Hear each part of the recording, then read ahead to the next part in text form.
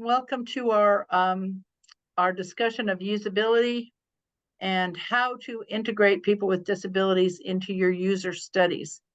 Jane and I are very excited to present this one to you because we believe that this is a really critical part of reaching accessibility goals. So I'm Sharron Rush. I'm the Executive Director and co-founder of Knowbility. And presenting with me today is my friend and colleague, Jane Schurick. And we have a special guest appearance from Sherry Robinson, who's one of our AIR participants, and she's going to help us with a demonstration of her assistive technology when we get to that part. So am I able to move the slides? Do I just, no, I'm not. I think I'm going to move the slides. Okay. So that's Jane. That's my friend Jane. She's the one who really knows what she's doing around user research, because Jane has been a usability engineer and researcher and has led our accessibility user testing effort here at Knowbility for more than 10 years.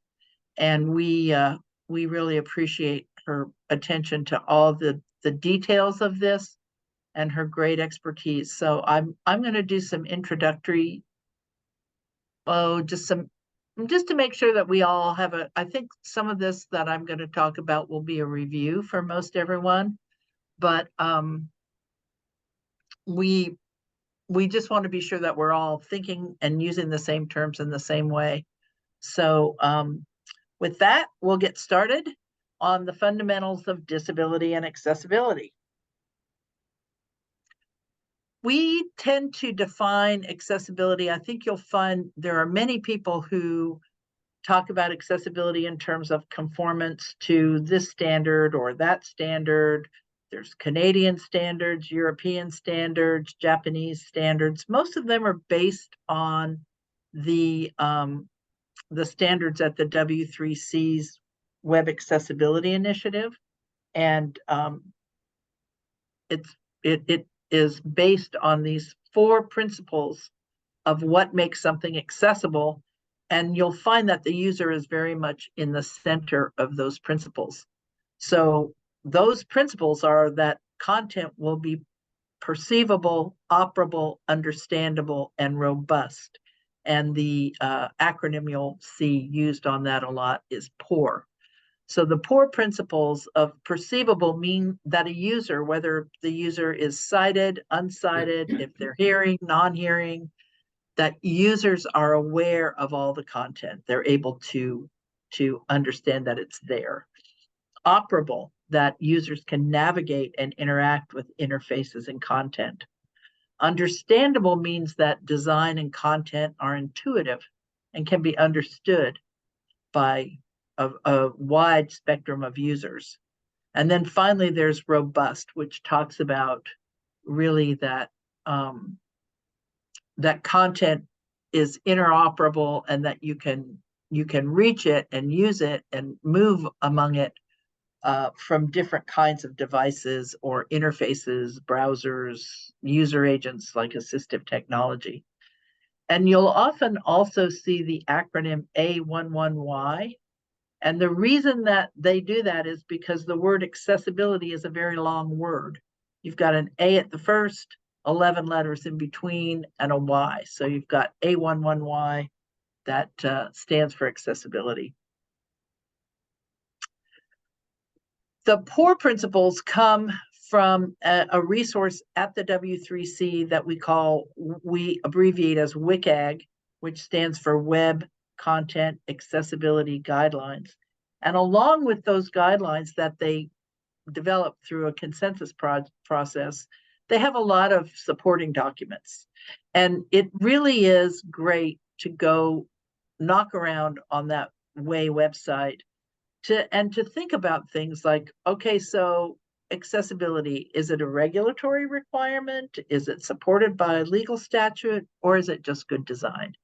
And at Knowbility, we recognize and value the legal requirements and the regulatory infrastructure that supports them. But really, we come back to the fact that good design really is the most important, because you can meet all the laws, and still make an interface that's difficult for many people, including people with disabilities, to interact with. So listed here are some great resources for learning about the regulations and the practices. There's the law and policy page on the W3C site, and the URL is there, www.w3.org/WAI/policies. Lainey Feingold has a site. You can find lflegal.com, and her site is very easily searchable. And if you just look for law and legal updates, you'll get more information. And then, of course, there's always Section 508 of the Rehabilitation Act. And any standard search will find this section 508.gov/manage/laws-and-policies. So those are all really great resources, and I think Mark's putting them in the chat as we speak. And next, we talk about how we define disability. We tend to see it used as an umbrella term, and it covers not only these sensory impairments that we're most familiar with, but also any activity limitation that might be caused by temporary disability or injury, or any participation restriction. Jane? Thank you. I wish I could do this myself, but I appreciate that you're doing it for me. Categories of human ability tend to fall under these categories of physical, sensory, or cognitive. We have a friend, he's unfortunately passed away. His name's Jim Caldwell, and he was the chairman of the Governor's Committee for People with Disabilities. He was a Navy officer who was injured and became disabled because of his injury. He became blind and had to use a wheelchair for mobility. But he was a wisecracking, really great, funny, optimistic fella. And he would say, you know, with all this talk of civil rights, we forget that people with disabilities are the largest minority group in the country, and that they're different from other minority groups because anyone can join at any time. You can be, like he was, injured, and your minority status disappears when your disability is accommodated. And Judy Heumann used to say that too. Those of you who know who Judy Heumann is, she was an early advocate for Section 508 and then the ADA, and she's often cited as one of the really founding members of the ADA. She was a wonderful, wonderful woman. She also recently passed away. But Jim used to say, if people with disabilities can do what they want to do and what they need to do with the help of assistive technology or modification, then they are no longer disabled. And Judy Heumann would insist on the word disabled because she said, I am a disabled person, and I am disabled by an environment that does not accommodate my needs. She was a post-polio wheelchair user. Next, please. Hold on. And then there are also the invisible disabilities. So, you know, you just saw a picture of Jim Caldwell in a wheelchair. You can see the disability. Judy Heumann, the same. She uses a wheelchair. Often people have canes or dogs that indicate their disability, but then there are many, many disabilities that you can't see. Some of those are cognitive, deaf. You don't see that when you see a person. Cognitive disabilities, learning disabilities, many conditions, immune deficiencies. There are many, many that you won't see. And yet we have to think about accommodating that human experience as well. Next. And the way that we address a lot of disabilities is through this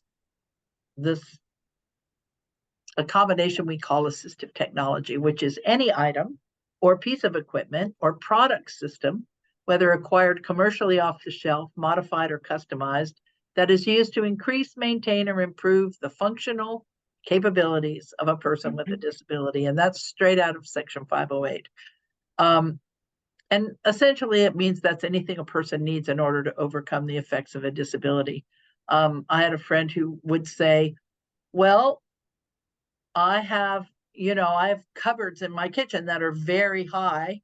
So I use a step ladder for my assistive technology. Assistive technologies are often used by people with and without disabilities. But when you have a disability, your assistive technology can become actually a lifeline. And that's one of the things we're going to look at as we look at user studies, is to say what's the role of these assistive technologies when we're doing user studies. Then there are, of course, also situations where people have more than one disability. So the cross-disciplinary or disability issues are people, and the examples on this slide are, I'm blind and I have a learning disability. I'm a wheelchair user and I have autism. I'm physically disabled and I'm gifted. And there can be many other combinations. The example on the next slide is one of Stephen J. Hawking, who of course was brilliant, and his body was disabled so that he didn't speak without an assistive communicative device, and he didn't walk and relied on a wheelchair, and but cognitively he was quite gifted. This I think it was our colleague Jan McSorley who found this example. And for those of you who don't see the slide, this is the goofiest thing of it's just a couple of stairs going up to a door that opens to the outside. The wheelchair ramp is put far to the left, and the door opens out. And as the door opens, it completely blocks the wheelchair ramp. So a person in a wheelchair could open the door, but they'd knock their wheelchair off the ramp. It's a ridiculous picture. And it just kind of illustrates this idea that often we don't think through what we think we know about disabilities. And there are these different models, like the medical model says, oh, a disability is something that's wrong with you. A tragedy or charity model, if you think about, Jerry's kids, oh, help this poor tragic child with a disability. But then there's a social model that says, well, again, like Jim Caldwell said, or like Judy Heumann said, the disability comes from not accommodating my needs as a human. I need certain things, like I need a wheelchair ramp that the door doesn't open in the middle of to get up. If you're going to put stairs there, I need a wheelchair ramp that actually works. And mostly, I think lately, maybe in the past, but I've only recently become aware of this social identity model, so it used to be that we were instructed to say a person with a disability, people first. But there's more pride around the fact that I'm a disabled person, and I am disabled maybe by the environment around me, but I have pride in my role as a disabled person because I understand that it has made me adaptive and innovative and creative and meeting life's challenges with these kind of innovative strategies. And so there's more along the lines of it is part of who I am. And we had a board member who lost his vision when he was about 55 years old due to a stroke in his optic nerve. And he was really seriously depressed for a couple of years. And then he gradually began to figure out how to use assistive technologies. He learned more about the community of people with disabilities. And he actually, so this was like 2002 or 2003, he ended up being featured on the TV show that Oprah at that time had every day. And he was featured, I forget what it was, like Free Your Spirit was the thing or something like that. But John Carmaine was on there, and the last thing he said in his interview with Oprah was, if I could go back to the person I was before this happened to me, I would choose not to do it because of the person it has made me. And I like who I am now. And I think that is the case with this idea that we have a social identity model too. And that's something that you think about when you're doing user studies of what is your approach How are you framing the whole issue of disabilities when you're doing your study? Next, please. People with disabilities share goals, skills, and human experience with everyone. They are the original life hackers. And that was something that was said by another one of our keynote speakers at Access U. Her name is Liz Jackson, and she calls herself the girl with the purple cane. And she said, you know, they talk about life hacking. Well, here we are. People with disabilities are the original life hackers because we have to figure out how to make our way in this world that was not designed for us. So our job as doing user studies is to really learn more about how can we make the world more accommodating to more people. One of the things that we've learned in doing these user studies, and also just being in the disability, accessibility, digital access world, is that as you solve problems with the idea of accessibility in mind or disability in mind, you solve so many problems. And there's this slide has like 6 personas, pencil drawings of people who have permanent, temporary, and situational disabilities, people who are hard of hearing, people who are reading in an airport. So you've got captions up here as the airport, as you go by, because you're not, it's noisy, you're not listening, maybe the sound isn't even on, but you can follow what's going on because you can read it in the captions that were there to serve people with disabilities, and teaching children to read. So there are all these ways that the things that we do for people with disabilities actually serve many people. In fact, my brother, when he kind of figured out what it was that I did in my work life, he said, "Oh yeah, those captions. You know, that's kind of cool, isn't it? That deaf people benefit from the captions they put on so that I can watch the football game when I'm in the bar." He thought they were done for him and his football watching friends. But solving a problem for one extends to many. And I think, no, go ahead, you can go forward. That's great. And what we see are the different ways that inclusive design for physical disabilities, like curb cuts and voice recognition and one finger use of mobile devices, those kinds of accommodations originally designed for physical disabilities end up serving,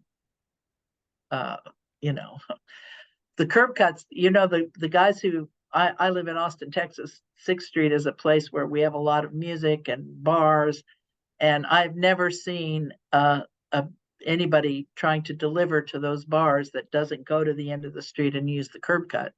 So people traveling, travelers with luggage, parents with baby strollers, curb cuts are really helpful for a lot of people. Next. Captions, I just talked about my goofy brother who thought the captions were made for him. High contrast, pinch to zoom, text to speech, all of those that were designed for sensory disabilities. Just think for a minute of all the people who use those affordances.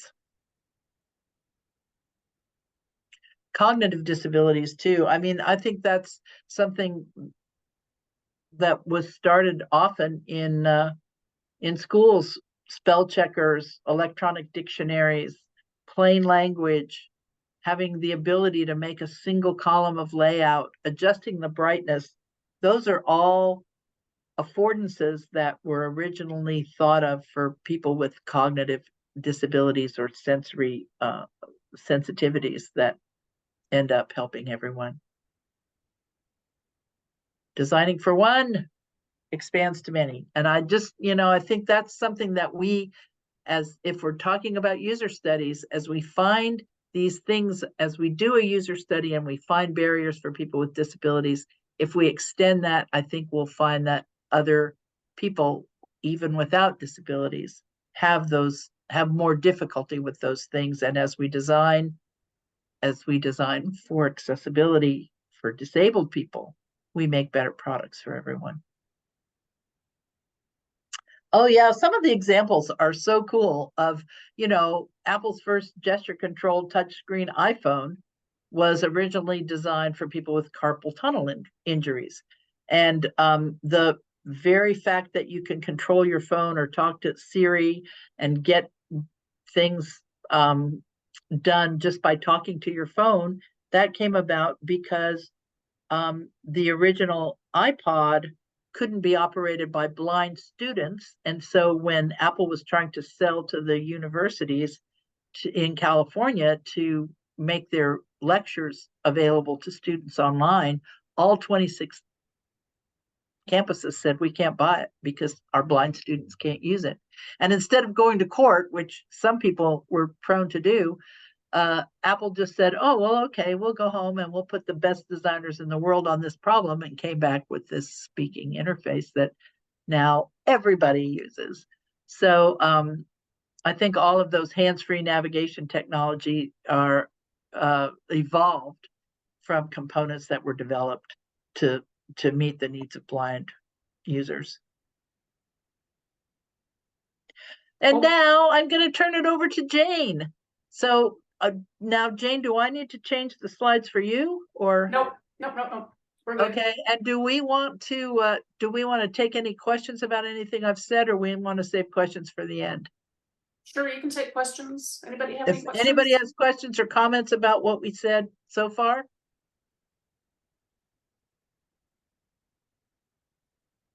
No. Okie doke. You're on. Okay. Good afternoon, good evening, everyone. My name is Jane Schurick, and as Sharron said, I have been doing this for a long time. I've been with Knowbility for over 10 years, doing user research, usability research, in general, just user research. And I'm just going to talk a little bit about conducting research with people with disabilities. So really quickly, we'll talk a little bit about recruiting. How do you find people with disabilities to be part of your user studies? Space and equipment. I really aren't going to say much about recording, and the reason is that recording these days with Zoom is just so easy. This is a little bit legacy, but I used to talk about having actual physical recorders and everything, but pretty much we do everything by Zoom or online, and it's just so easy to record. Incentives and transportation, etiquette, forms, interviews, best practices. And I'm not going to go in this presentation into testing issues and workarounds, but if anybody has any questions or wants to get into that in more depth, I'm happy to do that at some point. So we define accessibility in terms of the user experience. Sharron talked about the four principles of accessibility, being perceivable, meaning people can know that something is there, that it's operable, they can navigate and operate what's there, they can understand it, and it is robust. And those principles really, when you think about why do we have these principles, it is exactly for the users, and those four principles define the user's experience. And this is really pretty general. It really applies to anyone, whether they have a defined disability or not. The user experience means that what you're dealing with is perceivable, it's operable, it's understandable, and robust. So usability and accessibility pretty much go hand in hand. So when we think about people and what they're doing, we talk about whether people with disabilities can get the same information, perform the same interactions, and function as everyone else does with comparable ease. And when we say the same information, same interactions, what we really mean is equivalent information and equivalent interactions. So can people with disabilities, function easily as everyone else? Standards and guidelines are ways to measure and document the use of recommended techniques, but ultimately the measure of how well our sites and apps work is what defines whether it is usable or not. So it really is it's really grounded in the users of the site or the app, and not necessarily the guidelines and the standards and all of that. So let's talk a little bit about recruiting. When you think about running a user study and you think about who your users need to be, what kind of disabilities or what kind of assistive technologies do you need to recruit for? If you're running a user study on, say, your website, websites are very visual. And so it's probably important to include people who are blind and people who have various visual disabilities. If your website has any video or audio, then similarly, you want to include people who are deaf or hard of hearing. But if your site doesn't include any auditory information at all, then maybe you want to avoid that group. But it's always important to include people with visual disabilities and people who rely primarily on the keyboard. You want to make sure that your site can be accessed by the keyboard. And then in addition to thinking about what disabilities or what assistive technologies you want to include, how much experience do they have with that assistive technology? People can develop a disability at any time. And Sharron talked about Dr. Caldwell developing a disability later in life. I don't think he was blind, but as if someone goes blind later in life, then they probably don't have a lot of experience with a screen reader. So that's something to consider. You probably want people who rely on the screen reader and who are expert screen reader users, but also some people who don't have as much expertise with their assistive technology, just to make sure that you cover kind of the range of experience. And then what other characteristics should your users have? Is your website or your app, does it require certain skills or experiences, or is it meant for certain demographics? Location, is it meant to be used primarily in another country? Things like that. And then you need to consider the number of participants that you need to include in any user study. In usability research, we often cite the rule of 5, meaning that a majority of the usability issues can be identified or found with about 5 users. However, when you're thinking about people with disabilities, say you have a group of people who are blind and a group of people who are deaf or hard of hearing, because their needs are going to be so different, you probably need to include 4 or 5 users of each group or each disability type. Doing a study of 5 users with one person who's blind will find some of the issues that a blind person is going to face, but there can be workarounds. There can be, that person might have a lot of experience with their assistive technology and may not uncover the issues that people with a range of experience have. So think about that. I guess my rule of thumb would be to include 4 or 5 users of each disability type.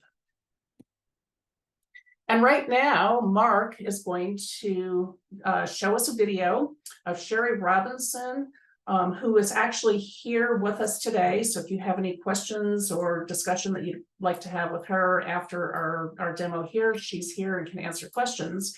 But this is a user registering, I believe she was registering for a conference or something on a website called Humanitics. And I'm going to stop sharing right now, and then Mark Boyden is going to show us this video. Hold on, I have to find, there we go.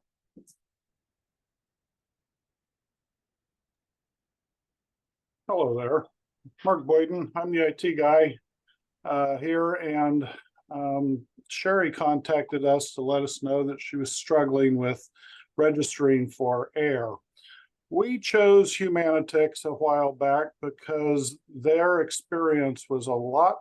They worked really hard to bring accessibility to their registration system. We had previously been using another system that was not that accessible, and they had a commitment to, Humanitics has a commitment to accessibility. Unfortunately, what happened is between the time of when we started using them and when we started doing registration for our AIR program, they made an update and that broke some of the accessibility. So I met with Sherry online and she showed me what was going on, and we went through a rather lengthy, not quite an hour experience of just understanding what the issues were. I have condensed this down to about 10 minutes, and just so that you can see a number of the struggles that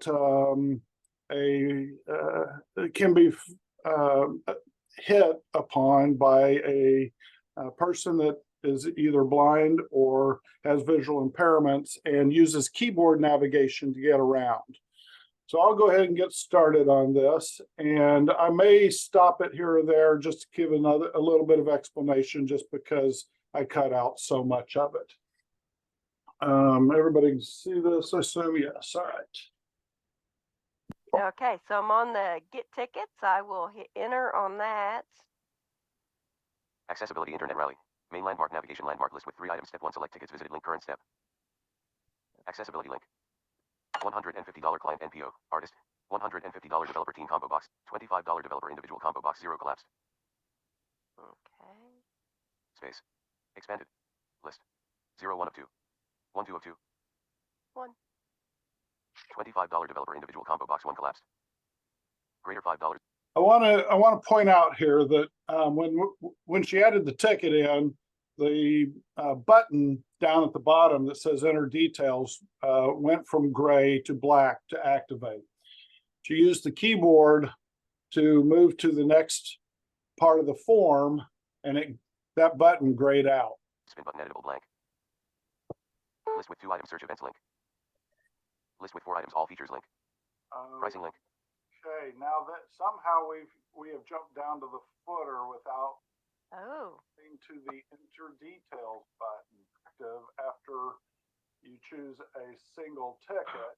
But by using the keyboard navigation, you go down to donations, and when you leave that, even setting it or just leaving it blank, it does not activate that button again.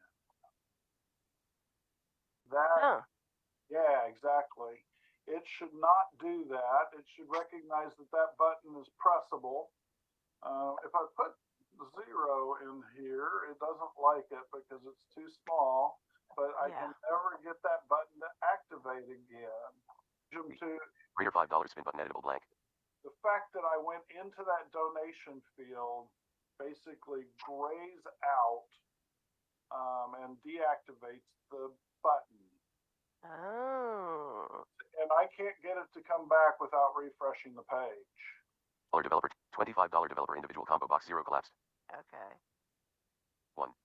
But the only way to pass is to choose, well, you'll have to refresh the page. You'll have to put a 1 in the developer individual, and then somehow not go into that donation field. Okay, so I did put the 1, correct? You did, but it did not. It does. Well, maybe it did activate it. Can you explain? Let me see if I go up. Yeah. Enter details button. There we go. All right. So I had to back up completely out of what I was going to order, and then hit the B for button. Because when I was in the combo box for, picking how many, when I was hitting B, it wasn't going to buttons, and it wasn't doing D for landmarks. But once I backed up a few more steps and hit B, now I'm on the enter details button. Right. And so if you choose that, you should be able to go to the next step. So when you went to the first one, it goes to this, skipping the very first few fields, apparently. Website / portfolio URL edit blank. Country combo box. So you can't see this right now. Unfortunately, the video and the cuts are having some interesting aspects. But when Sherry hit that button and came to this form, it put the cursor in a field that's about 5 or 6 fields down. Select collapse required. Zip code edit required blank. This field is required. City edit. This field is required. Street. This field is required. Phone edit required. This field is required. Buyer information grouping. Confirm email edit required has autocomplete blank. Oh, goodness. This field is required. This field is required. This field is required. First name. This field is required. Apply button. So that's the beginning of the form with the discount code. So the first name field should be our first one. Fire information grouping. First But name it edit required should invalid not entry has autocomplete. This field.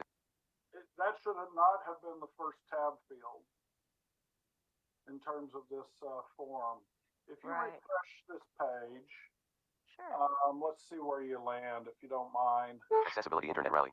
Main landmark navigation landmark list with 3 items. Step 2. Enter details visited link current step. All right, that's Enter right. discount code edit discount code blank. Apply button. Fire information grouping. First name edit required has autocomplete blank.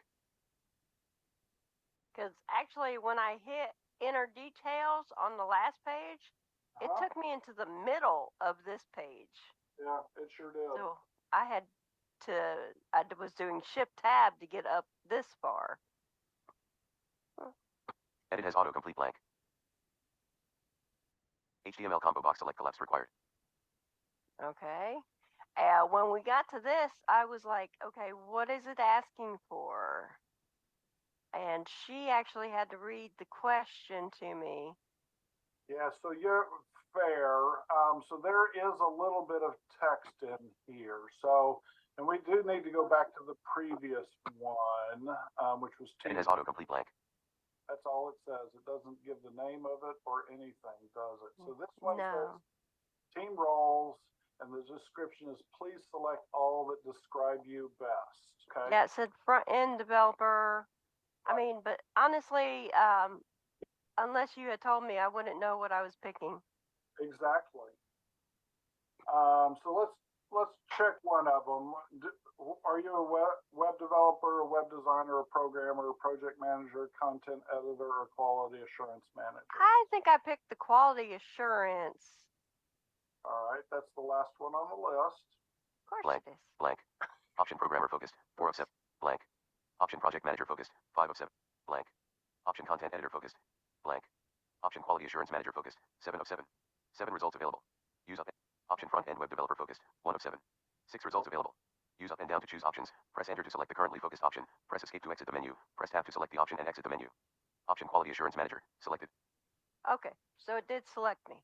Yes. There's quite a lengthy explanation there that had me a little confused. I can understand. I'm usually a little faster with the fingers and I miss half of what it's saying sometimes. Mm-hmm. So I'm really working on my patience and being slow and listening to the whole thing. Right. Okay, so then I would tab. Option back end web developer focused. 2 of 7. 5 results available. Use up and down to choose options. Press enter to select the currently focused option. I Press think escape to exit the menu. Would you I have stop to it pick for a more minute than and let one or something. You Jane don't tell us? You only have to choose one, but I think that. Yes. By all means. And let Jane tell us why this is not like a typical user study, because you were guiding her, right? So Correct. Jane, you want to talk about what this would be like if it was in fact a user study? Yeah, so Sherry had contacted Knowbility because she was having trouble with a Knowbility form or form that we put out there for error, and Mark was able to get her on the phone and in a Zoom call and watch and see what her experience is. But you did notice that there was a lot of interaction between the two of them. If you had been doing an actual usability study and say that form was the task you wanted someone to fill out, you would really leave it to them and let them go through it while you're just observing what's going on. So you wouldn't have all of that interaction, and you wouldn't have any of the guiding where, like Mark said, yes, what you want to select, the quality assurance manager, is at the end of the list. You would let the user discover that on their own and react to what they're perceiving, what they're seeing and perceiving. So that's a little bit different, but really we wanted to show you this video to raise your awareness of why it's so important to do usability studies prior to putting your software out there, because if that had been done, Humanitics would have found these issues and would have been able to fix them before the software went live. So this is really more of an awareness thing as opposed to a demonstration of an actual usability study. Do you want me to go ahead and continue, or Mark, do you want to show more of the video? Well, that's up to y'all. It kind of goes through the aspect. There was a section here that I didn't fully cover where Sherry struggled with dealing with her address. I didn't want to include all that info in our presentation. And then at the very end, as we go to try and submit the form, and there's a couple of other struggles that Sherry ran into that I assisted her through. But the last thing is what you can see or could see on the screen at the end was the state box didn't actually come up in the form until after she chose the country. And then the state box, which is 2 fields prior to the country choice, shows up, but it doesn't announce itself. So when Sherry went to submit, it came back and said, you have an error in the form. And it didn't really help her find the error and such. So more than anything, this is just kind of a short illustration of the types of things that somebody can run into if the form is not correctly built. And then just to reiterate, rather than doing the study with one participant, you would want 3 or 4 participants to go through that, because they are going to find different issues. And I'll continue now, but am I sharing my screen still, or do I need to? You are not. You will need to share your screen again, Jane. Okay, so I need to figure out how to. I might need to end the slideshow briefly because I don't see my Zoom controls. Could be at the bottom of your Zoom screen. Before we go on, I just wondered if anybody, any of our attendees had any comments or questions about what Sherry shared with us, because she's here. And I think it was really clear that she is an excellent user, right? She's a very skilled user of this technology. And yet she found these barriers that made it not just difficult, but actually impossible to finish. And this is from a company that Knowbility had vetted and that had an accessible interface until they did this update. So user testing, or at least giving your users a good way to contact you when they experience barriers, is really, really important. Did anyone have any questions or comments about this? Or Sherry, did you want to say anything more about it? I just wanted to thank Mark for helping me out with that. And I just want to point out that was actually the second time I went through the form, because when I was registering for AIR, I just happened to have a friend here that could see. So when I hit a roadblock, she would help me out. But if she hadn't been here, I don't know that I would have registered, because I probably would have just stopped. See, and there's another good lesson, that you're going to lose business, you're going to lose customers, you're going to lose participants. If you're a nonprofit, you're going to lose donors, you're going to lose an entire segment, a rather large segment of the population. So user testing will really give you an insight into that fact. I'm glad you persevered, Sherry, and I'm glad that Mark was able to help you, because it sure has been great working with you during AIR. Well, thank you. Thank you. It's been fun. Okay. I'm assuming there are no other questions. So how do you find users? There are various ways to find users with disabilities. This is a shameless plug for Knowbility, but we do maintain a database that we call AccessWorks that consists of over 500 people with various disabilities, including blind and low vision, deaf and hard of hearing, physical and motor disabilities, and cognitive impairments, and neurodivergent disabilities. We know what assistive technology, if any, each of these people uses, and we know their age, gender, and location. And we do have quite a number of users who are international. So if you are doing user testing and you're looking for people with disabilities, contact Knowbility, and we've got a contact at the end. Actually, it might be on the next, no, I think it's on the very last slide in this deck of how to contact Knowbility, and we can help you identify users for your studies. If you do engage with us, we will do the recruiting per your specifications, so number of users, type of disability, assistive technology, etc. And if you have other skills or experience that you're looking for in your user group because you need to know what those things are, you need to test certain people, you can let us know what those other experiences or skills are, and we will put together a custom screener and send that out to everyone in our database and find the people that you need for your user study. It also includes all of the scheduling, reminders and follow-up with each participant, replacement of anyone who doesn't show up, handling the participant incentive payments. So people do get paid for participating in usability studies, and we will handle that incentive payment.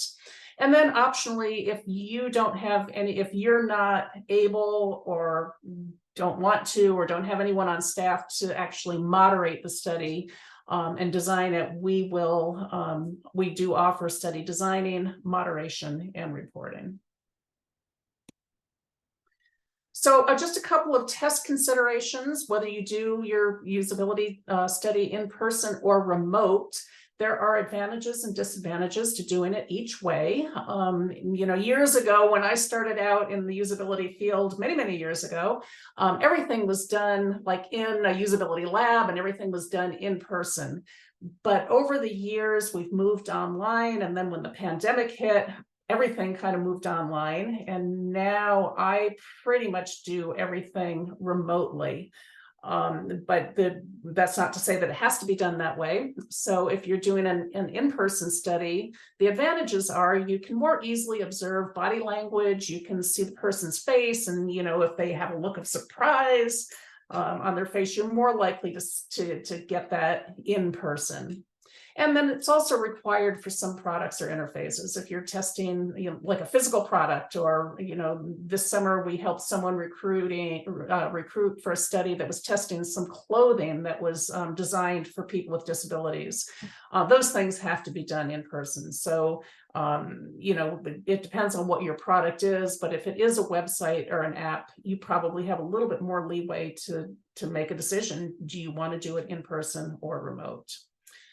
The disadvantages of doing it in person is that it does require an accessible space.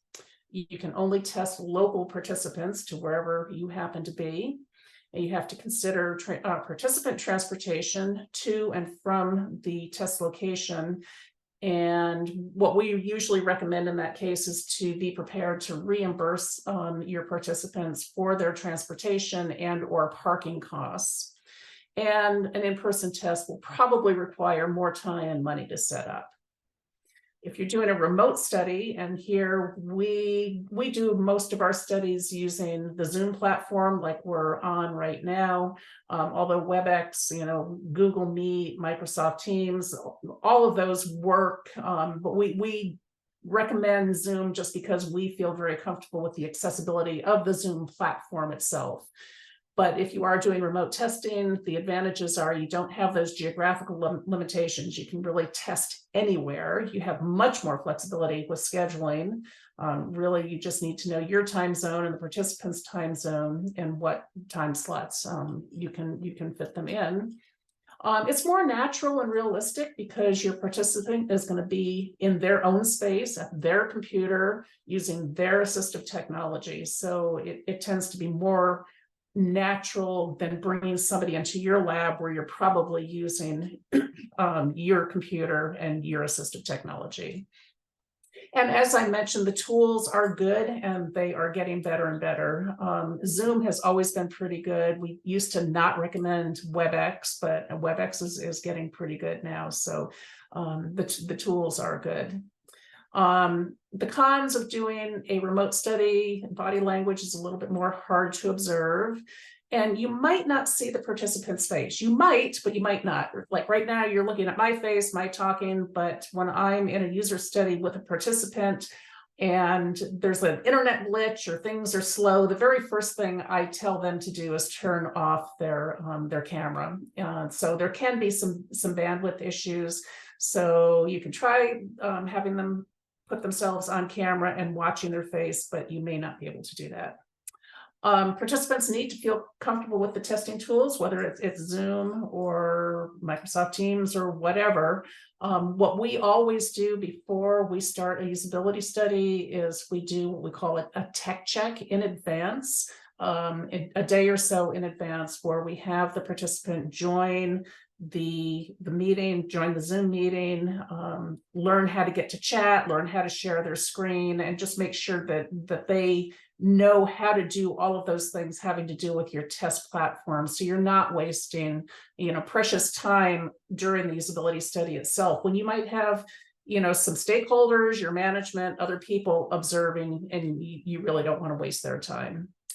And then finally, screen magnification may be hard to observe remotely. If your participants are using Zoom text, and I'm not a real technical person, but when they share their screen and when you record a Zoom text screen, you don't get the magnified screen. So when I'm moderating a study, if somebody's using Zoom text, they might have everything magnified, 6 or 7 times. And all I'm looking at is the regular screen. So that is just a limitation of Zoom text. If your participants are using browser Zoom, or if they're using the built-in Zoom function within a Macintosh computer or a Windows machine, those do appear to you and to your observers and on the recording as magnified screens. So it's really a problem with Zoom text. Although Zoom text is a very popular screen magnification program, so you might run across users who are using it. So just something to be aware of. In terms of the physical space, obviously you need a location that all of your test participants can get to, whether they're in a wheelchair, whether they have a cane, a guide dog, things like that. You probably want a flexible room to accommodate service animals, wheelchairs,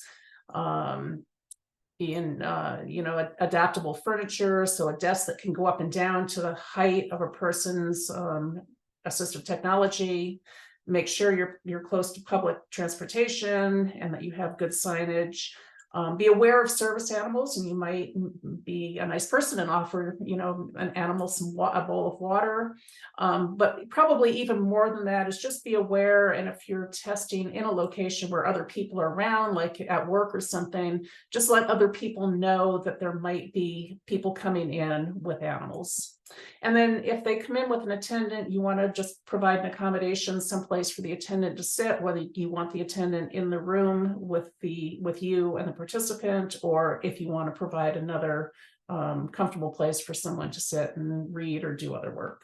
So just some things to be aware of.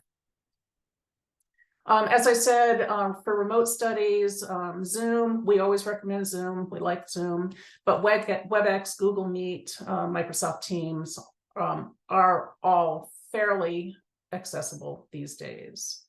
In terms of unmoderated testing studies, so when we started AccessWorks many years ago, we had a partnership with Loop 11. It's an Australian company, and they offer a tool for unmoderated user studies. There's also Optimal Workshop, another Australian company. User testing and user Zoom all have unmoderated tools. I don't recommend these tools.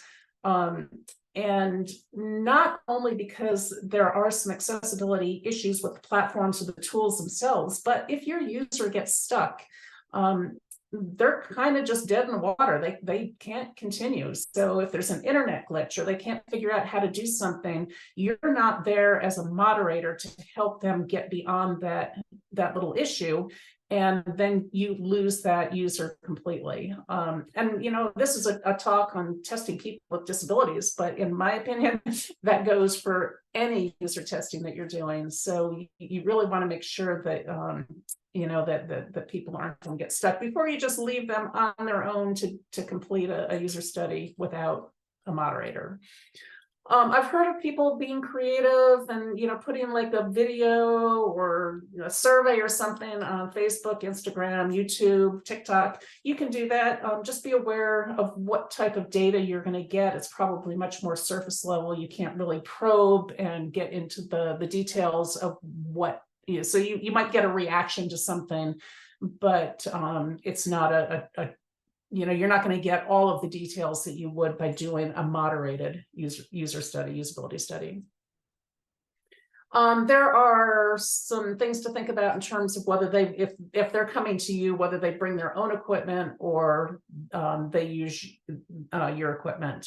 There are pros and cons each way. And obviously, if you're doing remote studies, they are using their equipment. In general, that's probably the best thing to do, is to let them use their own equipment, because they have their own settings. They're used to their keyboard. They're used to their assistive technology and all of that. But on the other hand, sometimes it just doesn't make sense. So, if they use a very large monitor, they're not going to come to you and bring that large monitor. Or if they have a specialized Braille display or something, you may not have that. So just things to be aware of. You always want to pay an incentive, and you always want to include transportation and parking if necessary.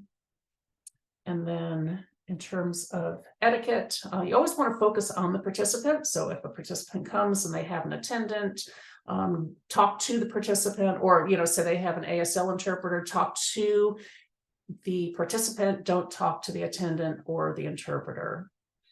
If a person looks like they need help, ask if you can help. Ask if you can give them an elbow and guide them to the chair you want them to sit in. Don't just do it, just ask. And let them guide you in how best you can help them. Never touch without asking, and that goes, that's true for service animals also. Don't talk to or touch a service animal unless it's obviously off duty and the owner says okay. And when it comes right down to it, just use your common sense. Don't panic. If you have a question, ask. People are very generally really open and will help you help them be comfortable. In terms of a background interview, you can ask about their disability. You can ask about the specifics, how long they've had this disability, what the disability's effect is on their computer usage and their daily living. You probably don't want to get into medical diagnoses, but you can ask functionally how their disability affects their work, their lives, and things like that. Assistive technology, it's always helpful to know what they use, how long they've used it, how they learned it, any customization, settings, and preferences they apply to their assistive technology. And then just in general, to give you a more rounded idea of who your users are, how technology has helped them and hasn't helped them live their lives. And then finally, we always get questions about, what websites work really well, which are accessible, and what don't work so well. Ask your users, let them tell you what works well for them and what doesn't work and why. Usability is all about the context and probing and understanding how your users are using your technology. And I know we're right at the top of the hour. I'm talking kind of fast now, but we only have 2 more slides. In terms of best practices, always start with an accessibility audit. There's no reason to get into, to plan a whole big usability test and get your users all lined up and have, say 4 or 5 users who are blind come in, only to find out that your images don't have text alternatives. That's something that you can easily find out ahead of time and fix ahead of time. And the WAI, the Web Accessibility Initiative, has a set of easy checks, and there is a link to get to them.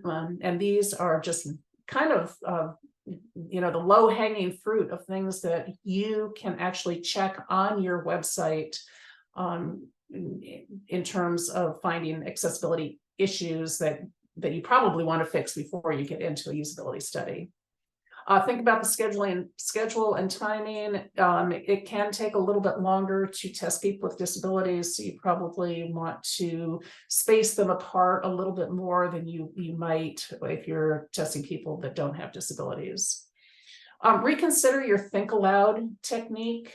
Sometimes people with various disabilities, but if you think of people who are blind, they have a lot of auditory information coming into their ears with JAWS or their screen reader talking and things, and sometimes it's hard for them to be listening to the screen reader and processing what's going on the website and continue talking.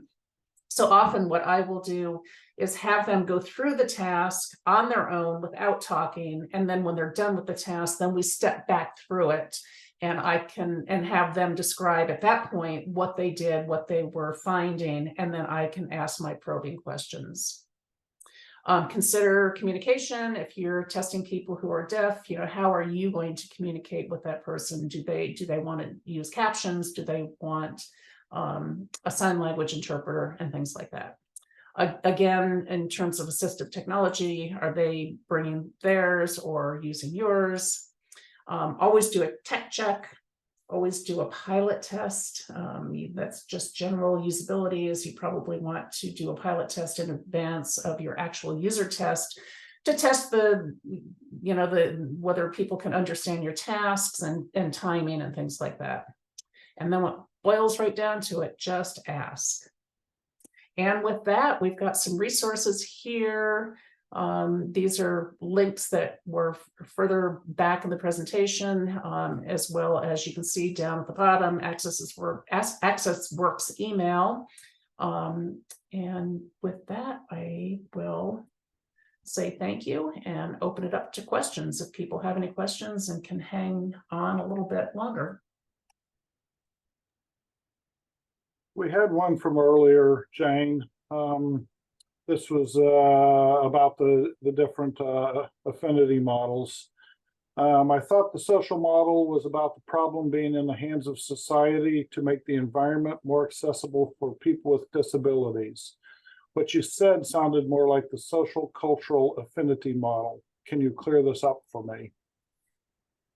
Sharron, can I punt that over to you?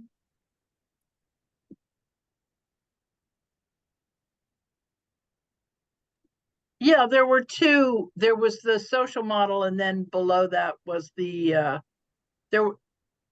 which is exactly what you said, that it is the responsibility of society to create accessible environments for all people, including those with disabilities.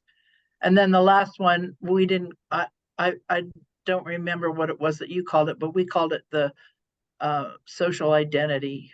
It's that idea that it becomes part of a person's identity. So I'm not exactly sure what. I think the clarification is just that with the social model, you're just saying it's society's responsibility to address. I don't think either one of them are contradictory. It's society's. It's not a problem with me. It's a problem with the society that doesn't create accessible environments for me. And then the social identity model just says that I identify with pride on my the fact that I am a disabled person, and that it is part of how I see myself as a human in the world, that my disability is part of how I conceive of my own identity. Was that clear, or was that still just muddled? No, I'm sorry. I didn't hear you say social identity. I apologize. Oh, no need for an apology at all. I think free-ranging conversations around these topics are always helpful. And what we've seen through the years is that the way that we, like so many things in society, the way we refer to and think about and address disability really has evolved, I think, since, as we have identity politics of all kinds. And excuse me, disability is one of those. And I think that it really is a great example when we talk about intersectionality, how you can be Black, brown, whatever nationality, ethnicity, language speaking, and have disabilities, and that it's part of your human experience, male, female, other gendered, however, and still be part of the disability community. It's kind of a reminder of how broad and many faceted the human experience actually is.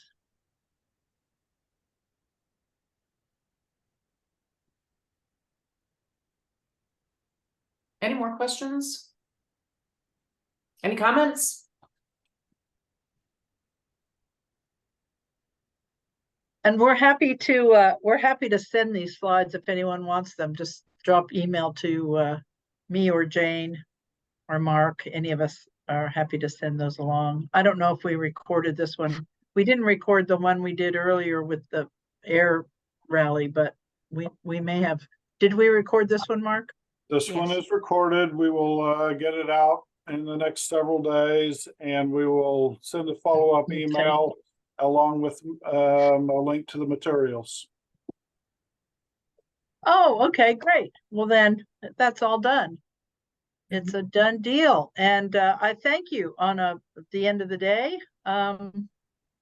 Yes, many thanks to Sherry. Sherry was our was our guest speaker today and did a great job. Thanks for sharing your experience, Sherry. You're welcome. You are welcome, and thank you all. Thank you. Adios. Bye. Bye-bye.